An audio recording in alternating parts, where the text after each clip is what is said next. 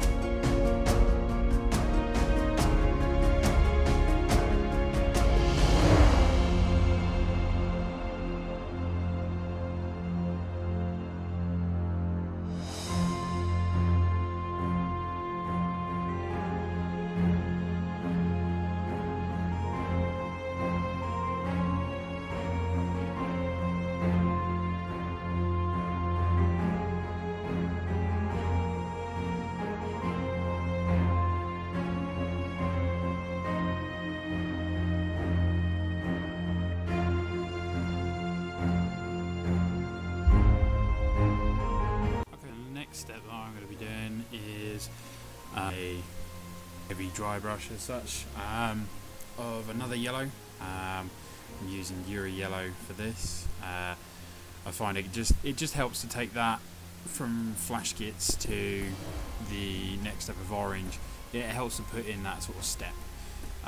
What I do is I mix in a small amount of the Uri Yellow in with the Troll Slayer Orange, which will be the next colour, just to help sort of bring that extra step in as well.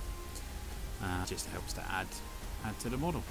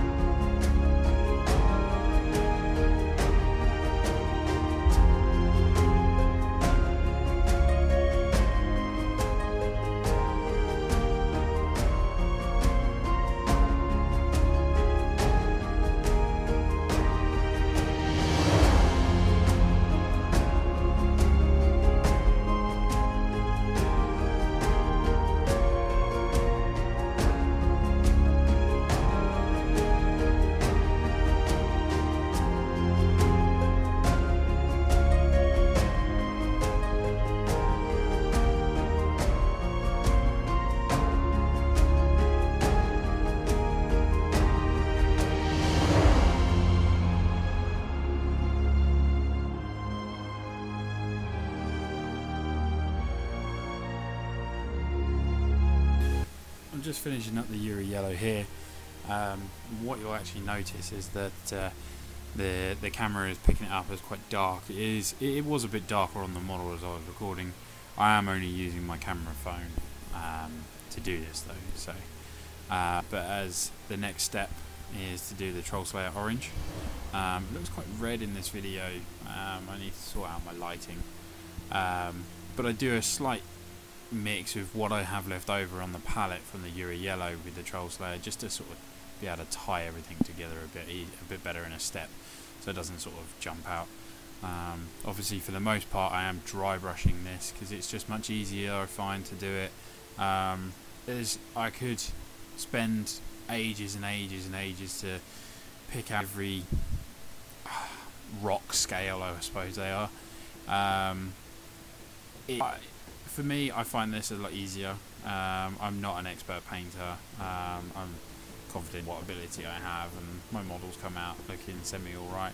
I'm much more of a builder and a player, builder and a painter than I am a gamer anyway. So as long as it looks alright on the table. I don't do tournaments, so I don't really have my armies photographed that much. But so as I go through this, what happens is obviously all the Uri Yellow that was on the palette already, that ends up going, and then I end up just using Troll Slayer Orange. So that then is the extra step right there. Not too worried about being too neat. I don't think it would be too neat.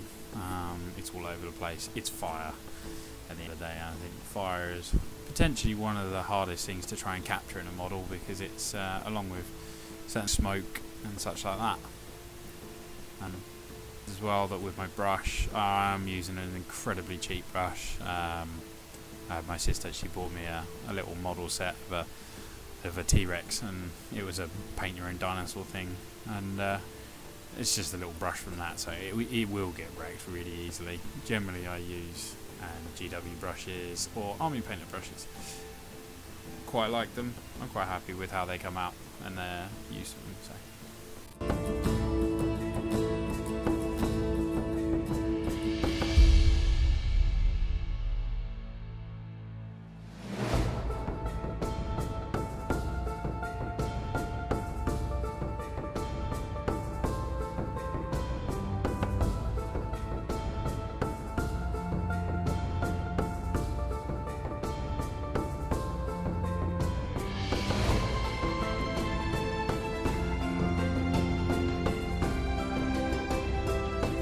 Next up, I am just going in with some of the Troll Slayer. I'm literally just picking out some of the larger scales and just going over the tops of them, because the underside would be quite warm. And I think it brings out the model quite nicely on this. once I've gone through the Troll Slayer, I will then mix in some of the red and the same sort of style of process.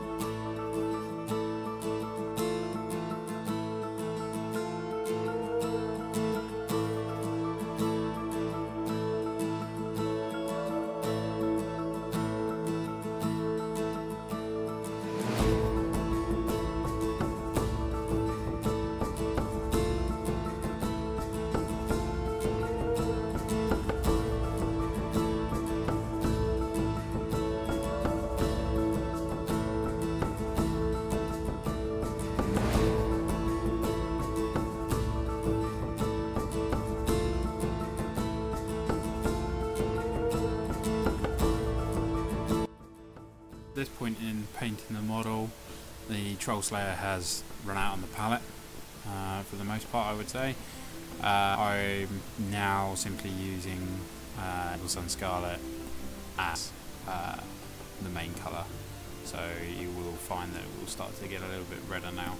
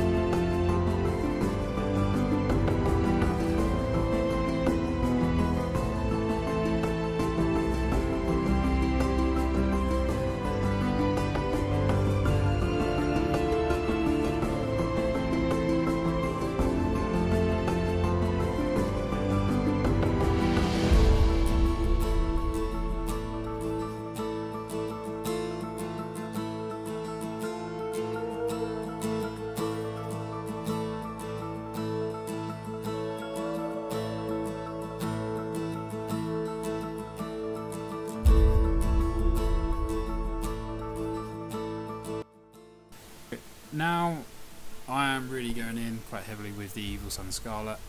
As I'm painting like this, obviously I do thin down my paints just a tad. I generally only just use some water. I use thinner occasionally, but water's generally my go-to.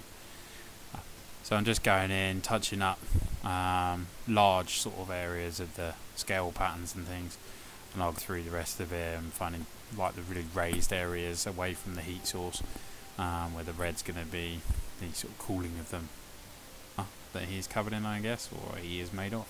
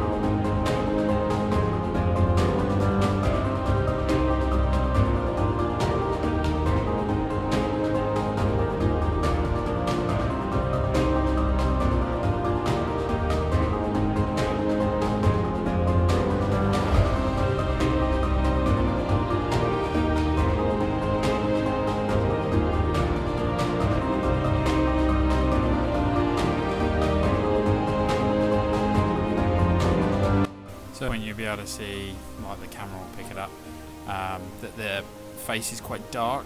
I did that for the one reason that obviously I would imagine that the face is the first part that he's really starting to poke out of the magma, out of the ground. So it's going to be the first part that's starting to cool. It's also quite a thin area, so there's not going to be as much heat being held in. Along with the scales on the back, they're obviously quite red as well, because that's where a lot of cooling, because again the tops of the scale is going to be quite light.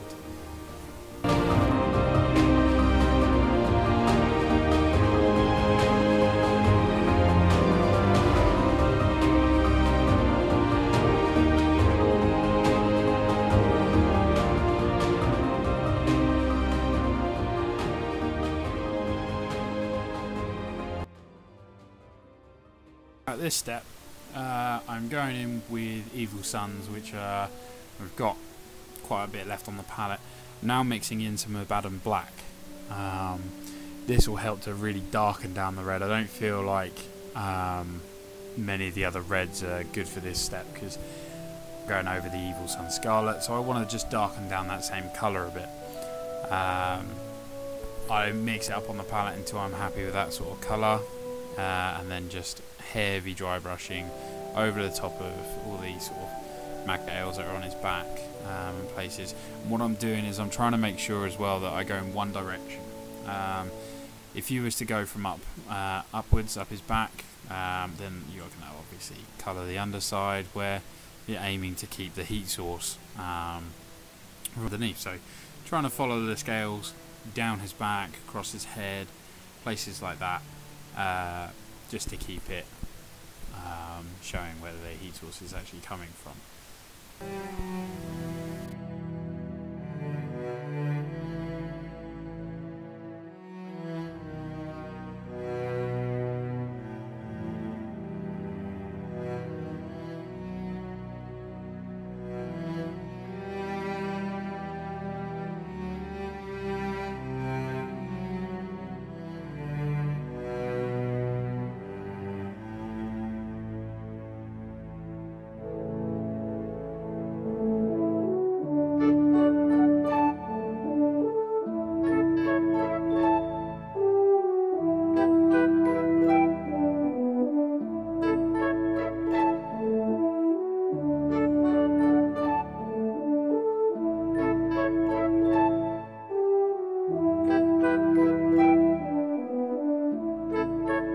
Just cleaning off my brush at the moment, and just now going in a little bit more black into the mix, just to sort of really start to make those scales darken up quite a bit on his back now. What I'll do is I'll go across the entire model and picking out certain areas, just to make them a little bit darker, make them stand out just that little bit more, that they're cooling down. I haven't really gone over and highlighted the scales with any greys or things like that you see on the model from GW's colour palette. I just don't feel like the scales need to be highlighted like that. I think it's kind of highlighting the red essentially. It's not lighting, it's more like blurring or whatever. But I'm happy with how the effect goes. So you'll see that I went the other way on the scales there. It's just to sort of just gently bring out the very edges of the scales there. So okay, so as you can see here at this point, just a bit of a 3D spin round, show you what I've got so far. Now I'm just going to go in with pure black, Abaddon Black, and I'm just going to pick out the nails on the model. I feel like they would be quite sort of dark, sort of just rock-like claws now, or dried magma claws. Just helps to differentiate as to where they are really. It comes out quite nice. Using the Abaddon Black, I will sort of go around and pick out some little raised areas that are really quite high up, bits and pieces like teeth across some of the scales, just to make them pop out just that little bit more. Happy with what I've done here with the model. What you didn't see that I forgot to record on this bit is I actually went over the entire model with Elementor's Yellow Glaze, the Holy Mentor's Glaze that we're all now missing from the GW range. Yeah, I just help it. I think it helps to bring it all together. It just ties all of those colours, all their transitions all together, and makes them look a lot better. Here you can't quite see it at the front, but what I did is I started painting the ground with Etching Grey. I forgot that the Etching Grey that I have in my box is actually quite watered down, so what I did is instead I busted out my Skaven Blight Dinge. Either which way, they're both a nice grey to start off with as a base coat for the ground. So I'm just going to go round, pick it out very carefully all the way round on the inside of the rocks, and try not to get any over the internal part of the lava. Once I've done all the internal section of the rocks, I'll obviously go brush around the edges just to save a bit of time, and yeah, put that base coat down and move on from there. So a step I forgot to record that you won't see on this, but I'll tell you about now, is that once I'd done the base coat for this sort of grey rocky ground, I went through very lightly dry brushed next step with a Skaven Blight with a Mechanicus mix, 50-50 mix. It's very dry, very light sort of dry brushing, and then what I do after that is I do another dry brush of Administratum Grey just to really sort of pick out the rocks a bit. Bit that I didn't record is then shading the entire area in Agrax Earthshade. There you go. It's not such a big thing that you don't see it, but do it.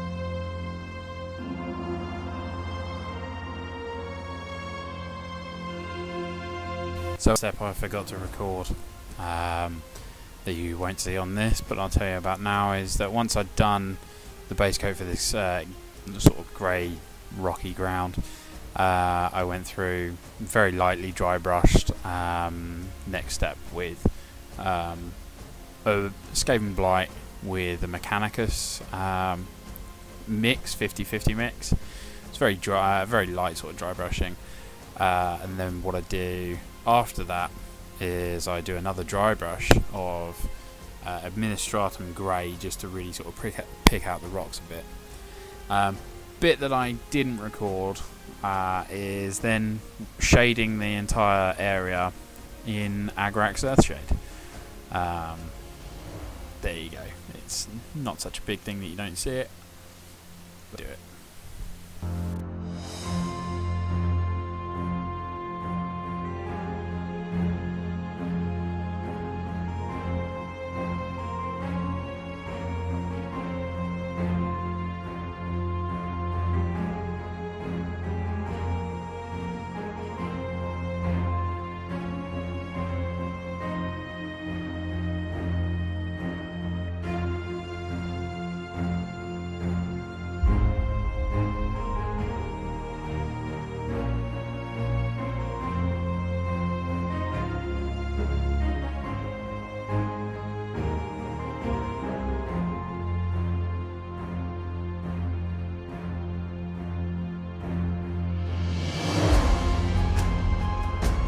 Once I had applied the Agrax Earthshade, what I did is I went in with a slightly smaller brush, just using a Ministratum Grey again, just to really pick out the edges of the rocks, just to sort of like touch them up a bit so they just stand out a bit more.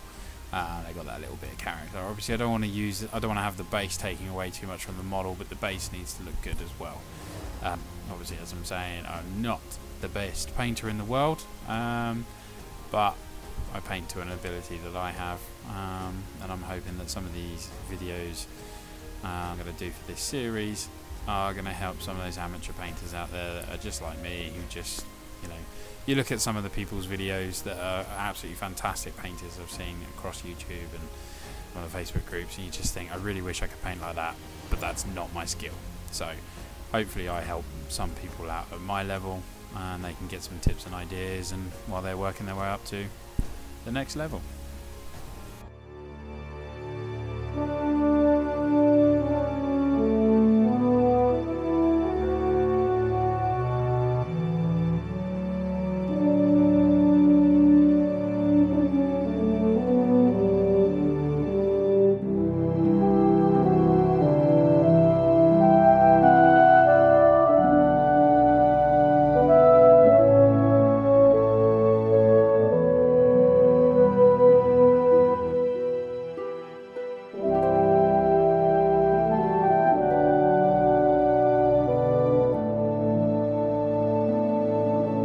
So what you see me here doing is I've just gone back to Flash Kits Yellow.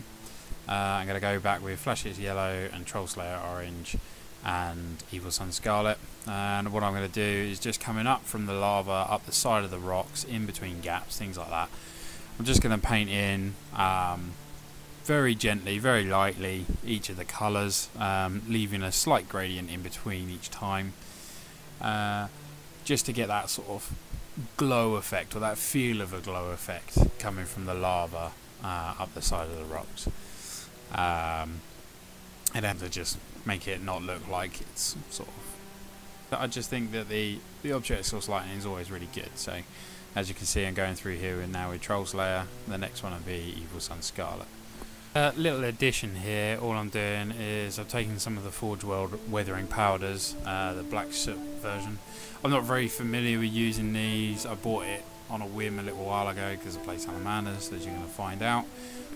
So obviously I was like, well, we'll give it a go, got to have some black soot. So what I did is I put some of the powder on my palette, added a little bit of lime medium to it, just to sort of make a bit of a paint, but once it dries it gives quite a nice effect, and adding it to that. Not a necessary step, I just kind of felt like it was going to make the lava sort of pop out a bit more than around him in the bottom, and coming up a little bit along the side of him. What I'm doing here is just adding a bit of hard coat just to make some things stand out a little bit shinier as such. So I'm just adding some dots for his eyes with Ceramite White, and then I shall glaze that with Lamenter's Yellow.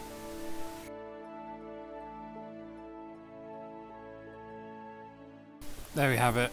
That's my interpretation of painting the model. As I said, I'm not a professional painter or anything like that, but I'm quite happy with how it's come out.